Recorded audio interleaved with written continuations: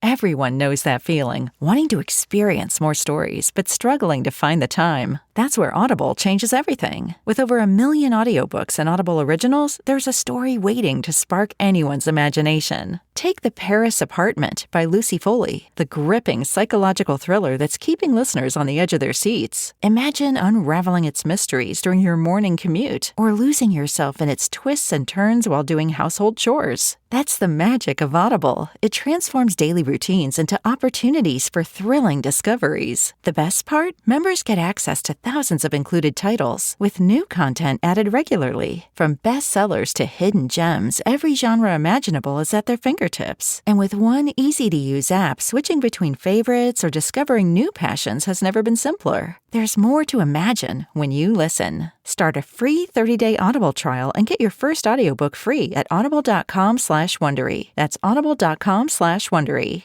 Now it's time for Inspirational Women and my guest, Barbara Lane, a wife, mother, sister, ministerial counselor, childhood abuse survivor, and the author of the book Broken Water, An Extraordinary True Story.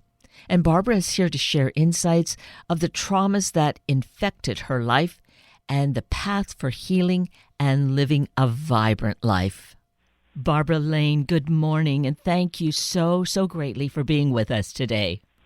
Hello, Kate. I'm so excited to be on your show and grateful. Thank you so much for having me.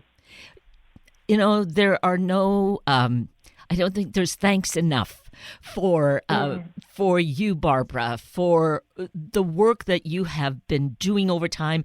And then, in the last couple of decades, really, having the conversations you had with your sisters and writing this book, Broken Water, which just underscores and then highlights this really I'm going to say it's a tragic area of foster care. You just really bring such a spotlight to it that, some of us may have thought we had a feeling about not knowing what the kids were going through, but you have done just an incredible service, I feel, in writing Broken Water. Oh, thank you, Kate. I hope that it helps. The goal is to shed some light on often uncomfortable topics that we'd rather not hear about, and yet the kids stay suffering. And so, the honesty and truth of my sisters, and I hope myself as well, provides a voice for those kids and also adults who have gone through this that says, you aren't what you experienced. We know you're there. We hear you. We're here to help. And you can feel better. That's the whole thing. That was the driving force behind Broken Water. And so I'm hoping it's hitting that nail on the head. And I trust that is the case. Have you had feedback already that gives you a sense that is happening? Yes, I have. I've received emails that I've cried over, actually, because I can relate with what I'm being told. I've gotten emails that suggest they read the book and they healed a portion of themselves that they've been working on for a while, or could relate, or just got off their high knees and decided to do something to help kids in the system. And so it's all been very positive, very meaningful, very warm and touching. It's been incredibly well received. So I'm thrilled about that. That is definitely excellent news. And your sisters, who really were not, I don't think they were hesitant to share. They wanted to share their personal stories with you. I'm sure that they've now read the book. And what has been their response to you? Oh, my goodness.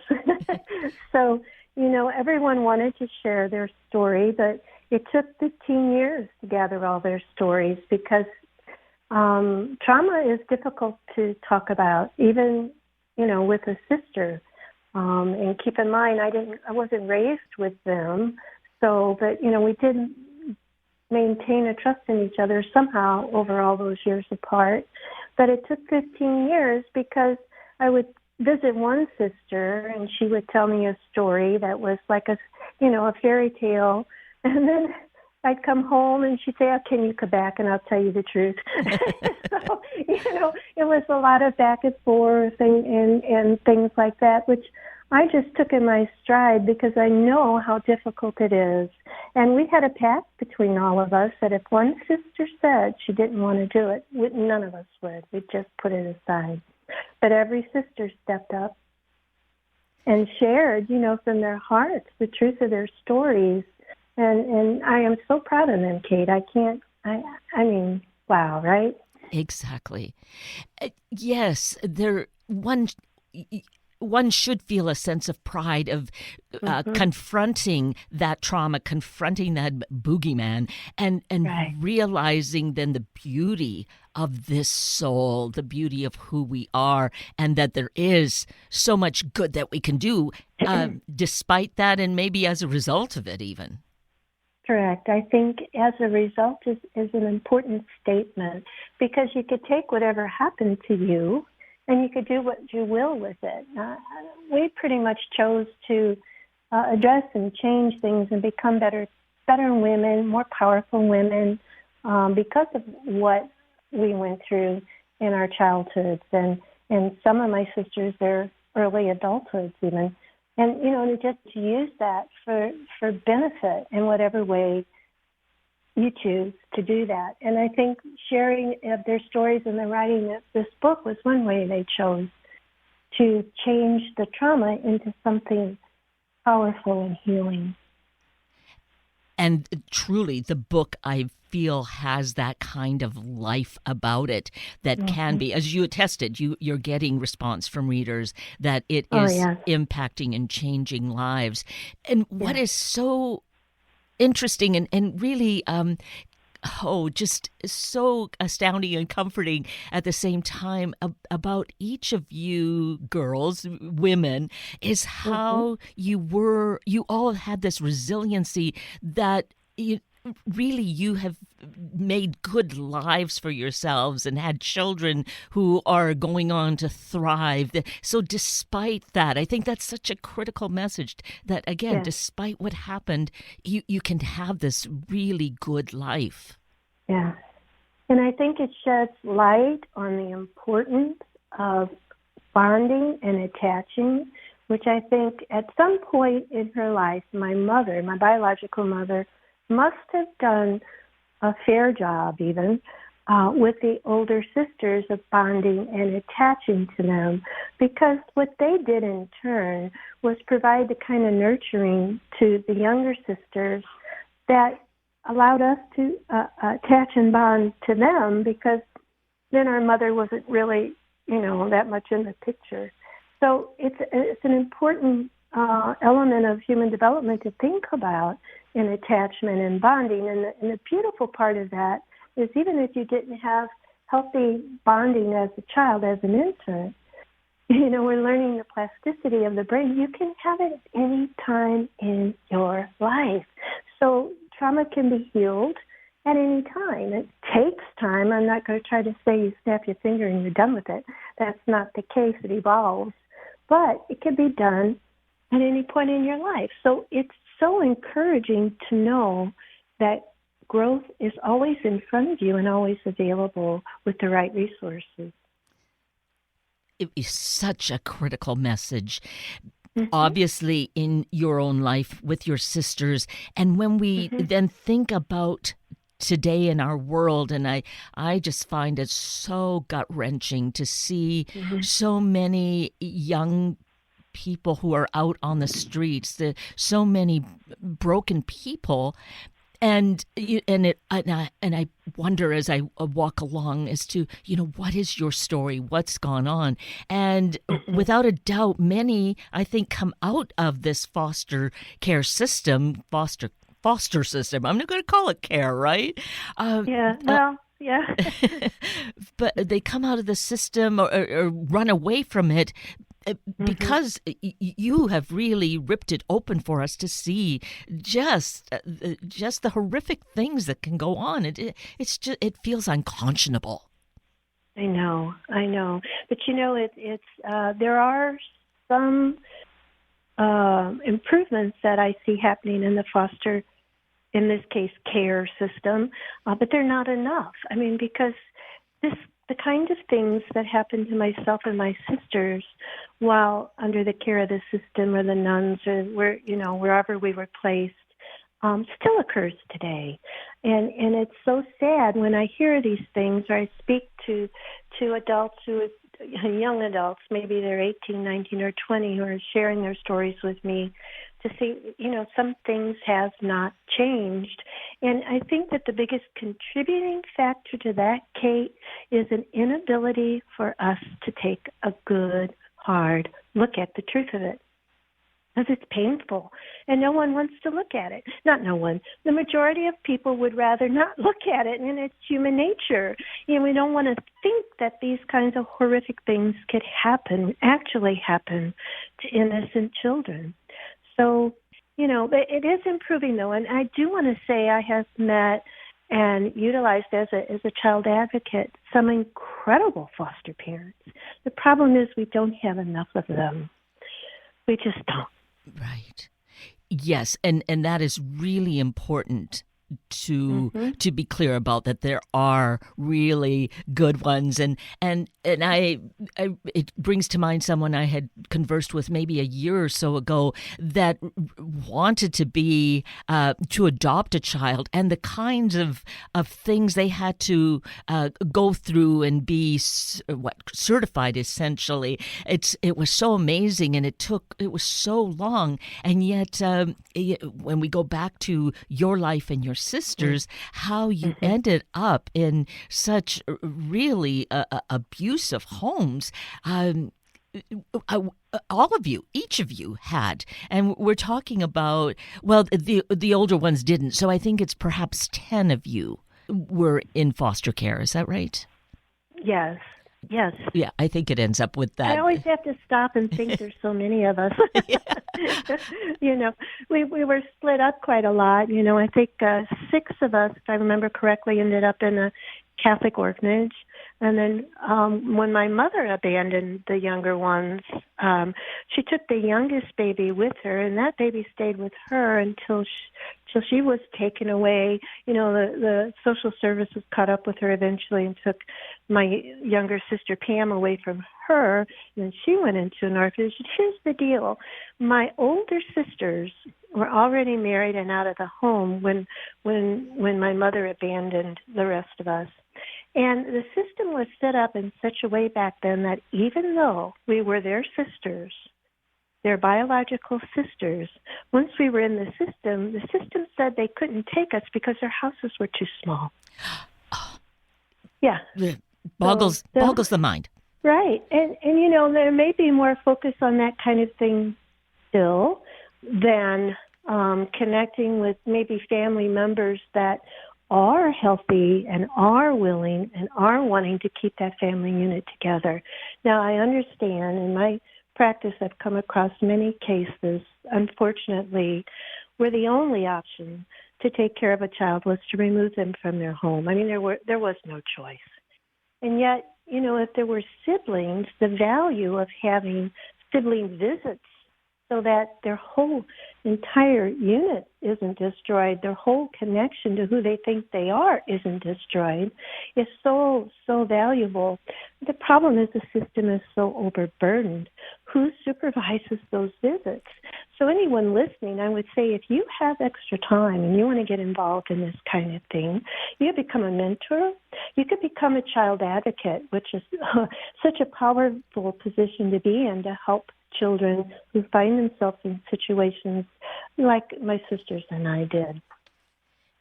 And yes, that is a big shout out to become involved, because we need to have that kind of involvement, and we know who we are, that we want to see goodness happen. So definitely, even an ounce of prevention is going to make a difference.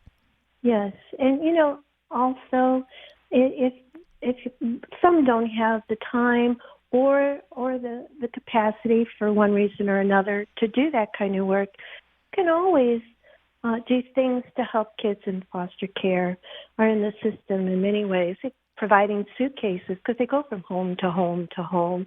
Usually they carry a black trash bag with their articles of clothing in it, and it's humiliating. So, you could do something as simple as donating school supplies or anything like that. New clothes. New clothes are such a treat for these kids. You can call your local Child Protective Services and find out where and how to do that. I mean, there's so many ways to help out. And the other thing is, sometimes, if you see a child acting out somewhere, or you kind of wonder if that's a foster child and the foster mother's having problems with that child or something, you would be surprised how far just a warm smile to that child will go. It could change them. Mm-hmm. Just seeing them for who they are. It's just, this poor kid kind of thing. Not pity, but a warm smile, like you see them, can make all the difference in a child's life. Maybe if it only happens one time, they'll remember it. Because it is so significant in their life. I think so, yes. Mm-hmm. So these are some really, I think, simple but impactful ways that all of us can be involved in. And it's so important to realize it affects every single one of us. If we had not experienced that, that doesn't mean we aren't affected, because we're only as strong as that weakest link in our world. That's absolutely the case. And if we think that, there's no reason to get involved because that child's situation doesn't impact me, let's say, as an individual, we're so wrong. Because if you look at the numbers of kids that just kind of age out of the system, and they wind up on the street because they don't have anywhere to go, or they wind up pregnant, or they drop out of any kind of education they were pursuing. They join gangs. They go to jail. That is so expensive monetarily for society that if the only thing you're looking at is, what is this costing me in my wallet? If that's the only thing you're looking at, there's a lot of reasons to get involved. Precisely. Yeah, I think you've nailed it in that way, Barbara, that, if it is totally from a mercenary standpoint, do that. Because yes, that's what happens with these. We need to look at them as innocent children. They didn't ask for these circumstances, and yet here they are, pawns in a system. They are, and I think the thing that is happening so much today that if it happened when I was younger, we just didn't hear of it, and so that may be the case. But I do think it's on the rise. Is the trafficking of children? It's just such a horrible, horrible thing. So even if we're looking outside of children in the foster care system, the importance of parents, sadly, but it's essential to do, is to teach your kids, your little ones or your teenagers, how to not talk to strangers, how to not help someone who says they're having car trouble and then they nab your child, how to protect themselves in any way possible, not being alone, being in a group, to protect them from this trafficking that is just horrific. There's the movie out, what's it called, The Sound, I forget now, the name's going to escape me. It's a new movie. I think you could now get it on Netflix. That's all about a gentleman who tried to solve a case of child trafficking. And it's a true story that the movie is based on. And The Sound of Silence or something similar to that, but I'm sure I don't have it exactly right. But I would encourage people to watch it and say, if you have children of your own, watch it and know how these things can happen. So isn't it horrible that we have to do this for our children, to teach, your 6-year-old and your 9-year-old and girl or boy how to protect themselves from being trafficked? It's I don't know. Yeah, it's mind numbing that Mm-hmm. we are in this place when there's just we're so capable of so much that is good, and if we Mm-hmm. focused on doing that, which Right. and that is what you did, even though you came out of Mm-hmm. such terrible circumstances, how you were able to hold on to a star, wishing upon Yes. that night Yes. sky star, hold on to Yes. that, and really Yes. create a better life and a family, so that you stopped that abuse Yes. that had been going on. Yes. And you could do that. I mean, I would encourage anyone who's a adult victim or a victim of child abuse. The thing about it is it silences children. It lets silence you out of fear and a variety of other factors not to talk about it. And then, we do crazy things with our mind. I know I did. I put it all up in my mind, locked it up in what I refer to as a dungeon, and tried to live a normal life, did the best of my ability. It's a pretending that it never happened. That'll work for a while, but it'll never work for long. So, having the bravery, I just wrote another little workbook I'm going to release shortly, and I dedicate it to the brave of heart. And to me, the brave of heart is those who gather all their courage and seek help. Seek help. It's not your fault. It's not who you are, and you deserve. You have the right to fight to live for a life that's free of your childhood pain. So it's so important to seek help. And I don't know where I would have been, Kate, if I had not gathered the courage to seek therapy. And it just, was a light to my darkness. It spoke to my soul. I had two wonderful a therapist and a mentor that freed me from all of that and allowed me to see the truth of who I really was, and rather than being covered up with all the abuse and trauma that I experienced. So reaching out, and if the first person you see doesn't work for you, okay, forget that one, go on to someone else, because you deserve it. You deserve to live a happy life. None Yes. of it's your fault.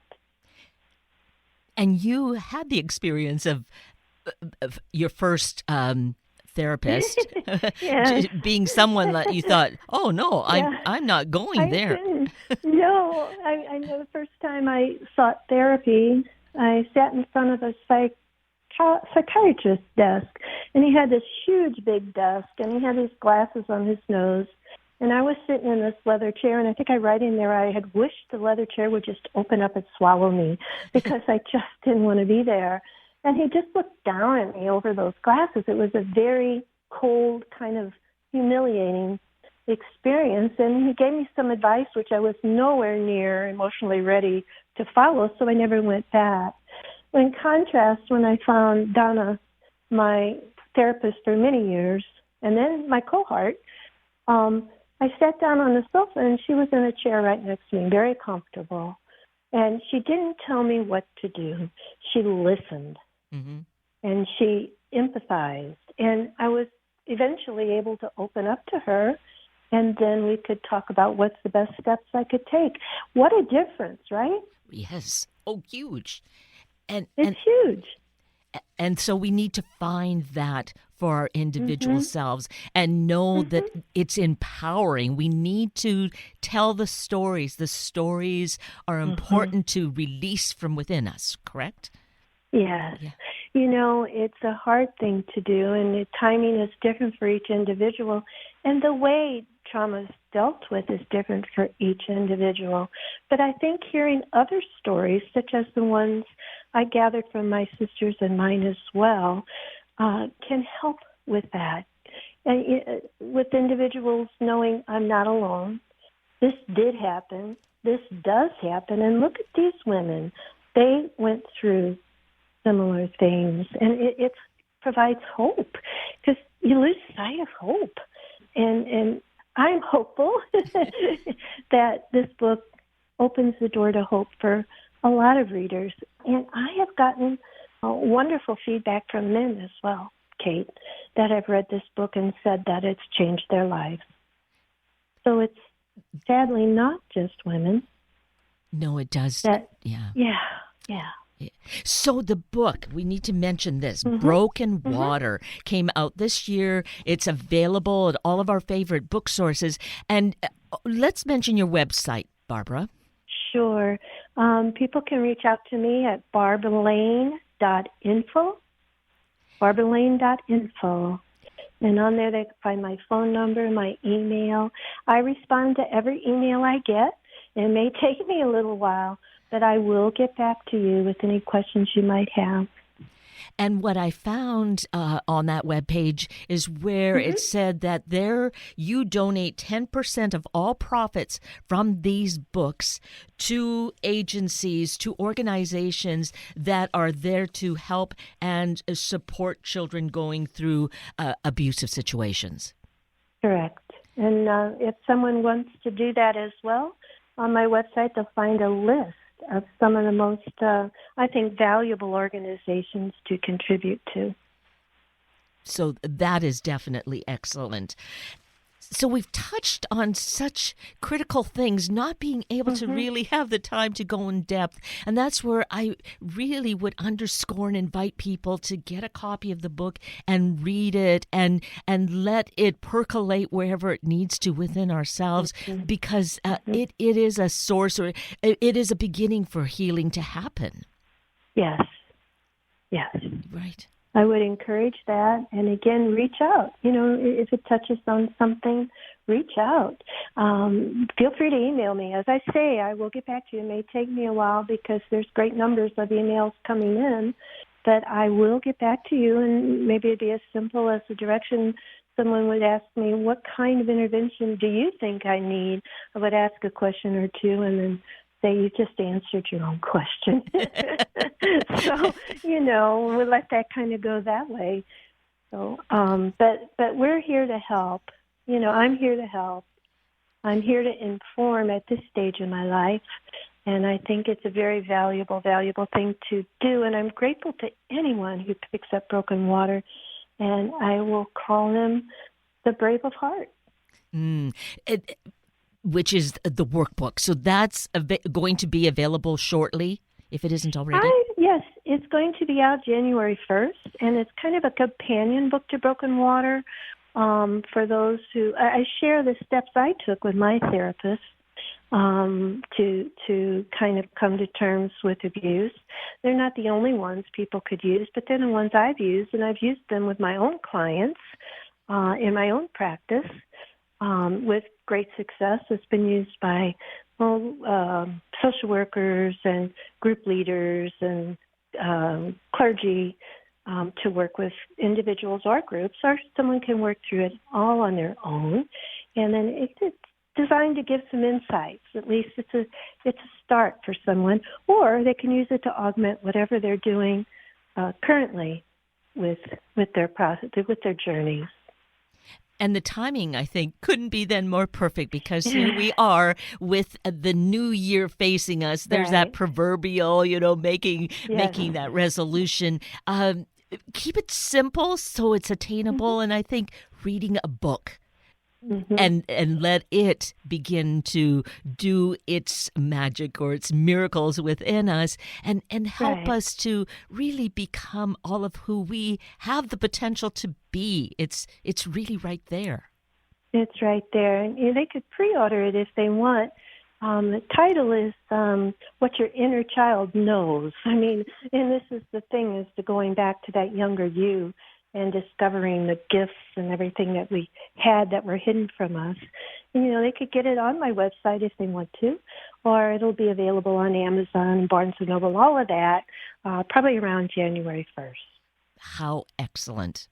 Well, I am just so in awe of you, Barbara, and so grateful to you because you really come from that place of this was your life as a child and what you've been able to do. So it does give hope. There is that strong message of hope. Good. I'm so glad, because that's what we all need. Without hope, who are we? Yes. Precisely, and it Right. is there for each of us. There's no discrimination there at all. That's a level playing field for sure. For sure. Yeah. Well, Well, I hope that you have a wonderful holiday. and the same to you, and a new year that's going to just be shining and brilliant and truly filled with hope for each and every one for the life that we are meant to be living. Very good. I love how you worded that. That's absolutely the truth and the beauty of it. I feel it in me. So thank you for saying that way. Well, again, I am just so grateful to you, Barbara Lane. You are truly such an inspiring and amazing woman. And thank you for your courage and for following your heart and having that faith and trust. Well, thank you, Kate. I appreciate again being on your show, and I hope the message helps many people. I'm really grateful. Thank you for all you do. Thank you so much. Well, I'm blessed in that way. I have been given a gift and trust that I'll use it in the right way. Yes. Right? Oh, you definitely are. It's a beautiful show. I've been listening to the episodes. They're just wonderful. Thank you. Oh, well, you're so welcome. And again, great thanks to you, Barbara. That brings us to the end of a very full hour of Inspirational Women with Barbara Lane and Sunday Morning Magazine with Darla Gale. I'm Kate Daniels, your host, and I greatly appreciate your sharing this hour with me and these special guests. For details you might have missed or information you'd like to know, please just send me an email, kated@warm1069.com, and I will get right back to you. Also, if you'd like to listen again or to share these important stories with your family and friends, find the podcast on our Warm 1069 webpage. Just click on the Listen tab, then Podcast, followed by either show name. Then look for the guest names. I now wish you and your family a day of being open to healing and living a peaceful life. Have a week of the same, and then please plan to join me again next week for another hour of Sunday Morning Magazine and Inspirational Women on Warm 1069. Good morning with big wishes for a fulfilling 2024.